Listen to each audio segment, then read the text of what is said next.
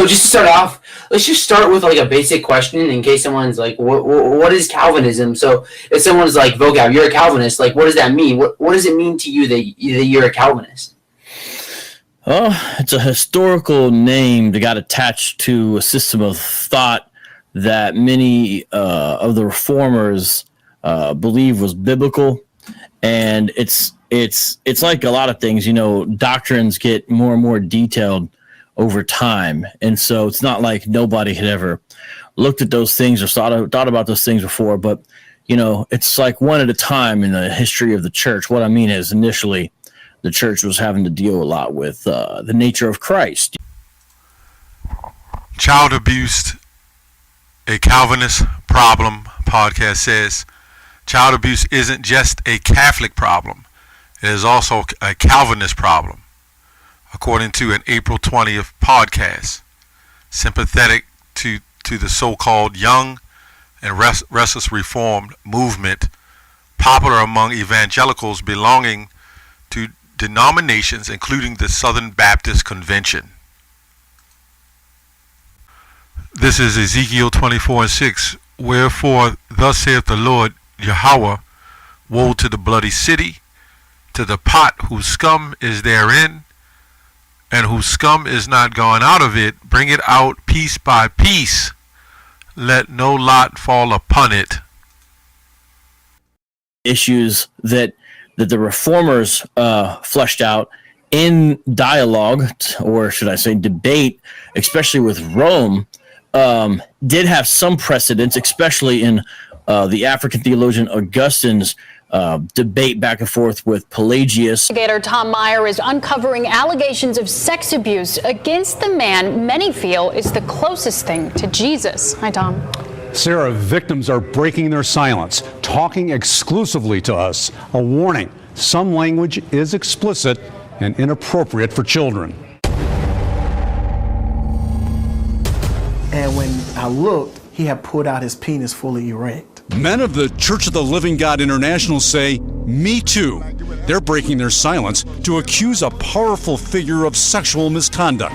Then if I get in trouble, let me bear my own burden. Claims of sexual abuse against White go back decades. Attorney Tyler Fox represented victims in the Catholic Church sex scandal and now represents some of Bishop White's victims. We've been groomed to believe that this man is the close. They were minors and young men at the time of the abuse. There were comments that were made that he is the holiest man on the earth. 3 victims in Ohio declined to talk on camera.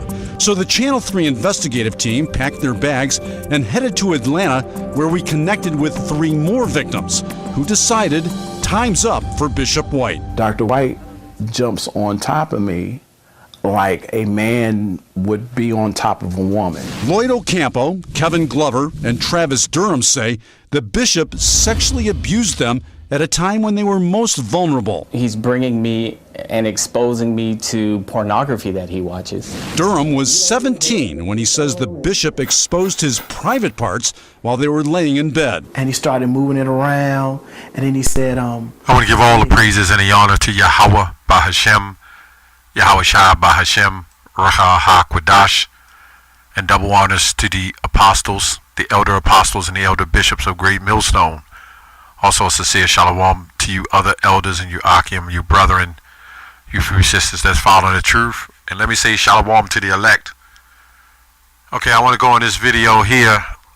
It's kind of a little bit all over the place because of there's so much to this religion of Calvinism. It's supposed to be a reform-based religion branched out of the Roman Catholic doctrine, but still particularly have some measures in their doctrine. And this is interesting because vocab alone says Hebrew Israelism comes out of One West, and there's many different branches out of the One West doctrine as Hebrew Israelites, right? So now with this belief in Calvinism, there's allegations of molestation in the churches. So one thing we understand that come from the Roman Catholics is all these religions are under it. That's why these are different sects of the Roman Catholics. So Vocab Malone is following a different sect, basically, of a Roman Catholic. Although that they broke off, they still follow some of the same teachings. But basically it boils down to Jesus Christ, right? And salvation, so they call. But what also got inherited and passed down is the molestation in these churches, right?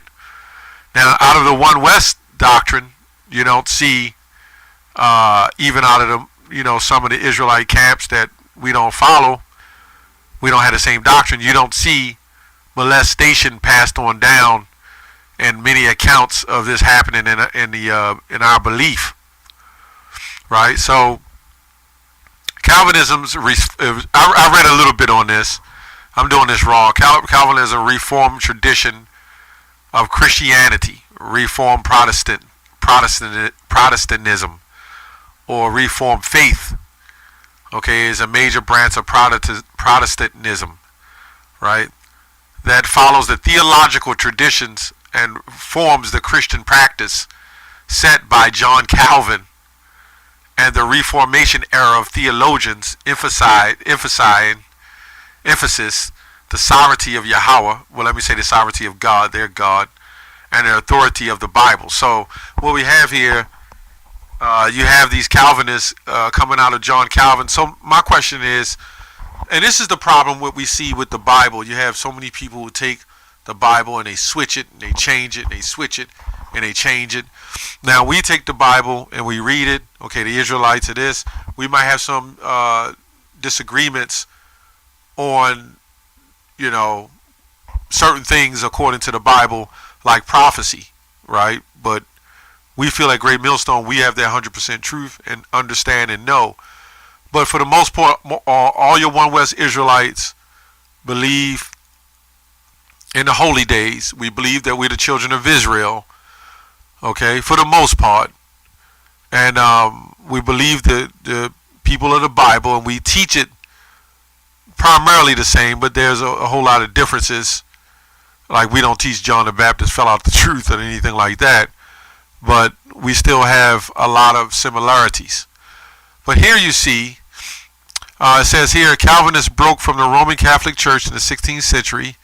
There's a lot of stuff happening then. Calvinists differ from the Lutherans, another branch of the Reformation. So you can see that there's different sects out of the Roman Catholics, right? Let me go on here. Of the real presence of Christ, Eucharist, I may not be spelling that right. Theories of worship. Okay, I'm gonna just try to hit some points. It says here, the term Calvinism can be misleading because the religious tradition which it denotes has always been diverse, with a wide range of influences rather than a single founder. However, almost all of them drew heavily from the writings of Augustine, right? Hippo. Now, when you go to Augustine, that's who you would call Augustine, Saint Augustine. Now, we've heard that before out of the Roman Catholic Church, formulated of Islam, formulating Islam. Okay, out of Saint Augustine. Okay. I'm going to read a little bit on Augustine. Augustine is recognized as the saint in the Catholic Church, the Eastern Orthodox Church, Anglican Communion. He is always a preeminent Catholic doctor of the Church, and a patron of Augustinians. His memorial is celebrated on the 28th of August, the day of his death. Augustine is a patron saint of brewers, printers, okay, theologians, pretty much. That's pretty much the point on that. So let's go a little bit into John Calvin and who he was. There was several different literature on who he was and what he did, but he was known to burn you alive if you didn't follow his doctrine. And this is John Calvin, right? And I've read this on several articles. We know there's misinformation and some that they don't put up, but I'll read this one. John Calvin's interpretation of the Bible justified the murder of his theological opponents. He himself did not cut off any heads and light any fires that burned human heretics alive, which when you read the true story, he actually did. But John Calvin's preaching from the Old and New Testament claimed those capital punishments align with God's interests. How so? Calvin did not believe all the Old Covenant laws, okay, had been set aside by the New Covenant Jesus inaugurated. He didn't buy into the plain sense of Hebrews, right? He didn't buy into Hebrews. God has made the first covenant obsolete. So he would be the same guy here today who has a problem with us. I mean, this is what vocab does, right? Right? And it goes to Hebrews 8 and 13. So he didn't like that. He didn't like that. Right? He maneuvered around Paul's conclusion. The law became a tutor to lead us to Christ. And now that faith has come, we are no longer under the tutor. Okay, it goes to, Calvin dismissed the data from the New Testament and decided the moral laws and the old covenant laws of the Torah still applied. And killing people who perverted, right, the pure doctrine was moral necessity. Okay, there's a whole lot on this guy, and I can't jump around, but there was a whole lot on this guy and his racism, you know, and killing you if you didn't follow his doctrine. And this goes back to the what do they call them? The Jesuits, you know, and this all comes out of the Roman Catholics. So you can see that what I'm going through is John Calvin and various others. It wasn't just him. They had a Reformation society. They had some issues with the Roman Catholics. They broke off. They kept a lot of the doctrine of the Roman Catholics, like what we see happen in those churches today. And then they moved on and created more doctrines, right? And out of St. Augustine, that's where they really clipped it from, the teachings of St. Augustine, which is still Roman Catholic. So you can still say, because they kept the teachings of St. Augustine, you can still say that they're former Roman Catholics. And this is why these Calvinists and these Christians, they all pretty much link into the same denomination, right? Even though they have all these different so-called different sects and supposedly beliefs. Okay? So when I read further on it, it says in 1552 they had what you call the Geneva Council. They said, and this man John Calvin said in Leviticus 24:16, if you didn't agree with what he said, he expelled you. And there was known cases. I'm trying to find that part of the article. There's so much to this article. There was known cases that he would burn you alive and take your book and throw it in the fire and burn you with his book. I mean, with your own book. This is what has been rumored to happen. I don't know how true that is, but it's doctrinated. And here's some more information on Calvin. John Calvin followed Augustine's biblical jurisdiction for burning heretics, right? And when they would burn them, they would take the books that they wrote or whatever they, came up with, and they would set them on fire, right? Augustine excused extreme measures through his interpretation of Jesus' great banquet parable in Luke 14:16-24, when the master would not fill up the banquet in the parable, he commanded the servants in Luke 14:23 to compel people to come so that my house will be filled. Augustine and Calvin believed burning heretics would compel more people to enter their house of God. So these were madmen. These were sick puppies, man. These were tyrants. Okay? These are like Stalins. Okay? Interpreting compulsion, okay, compulsion, as the license to kill without consideration for Jesus, other teachings to love your enemies, is a major hermeneutical error.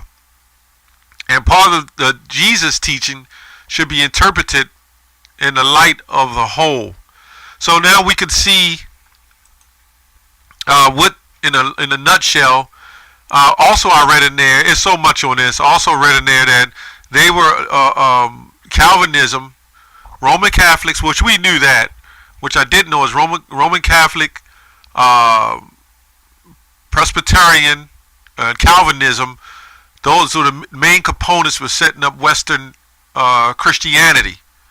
And this explains why the Jesuits, and this explains why the Calvinists burned people and forced Christianity. Roman Catholics, that was all linked, and they forced Christianity on us, right?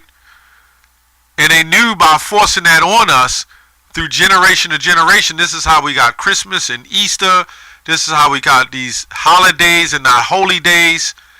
And you see over the years of destruction how we've never able to come out of it.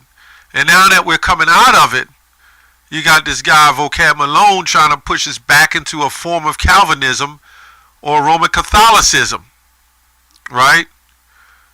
This is what we see happening.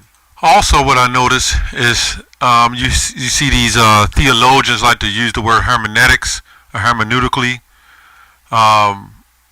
Let me go back here. This is, when you go to this word hermeneutics,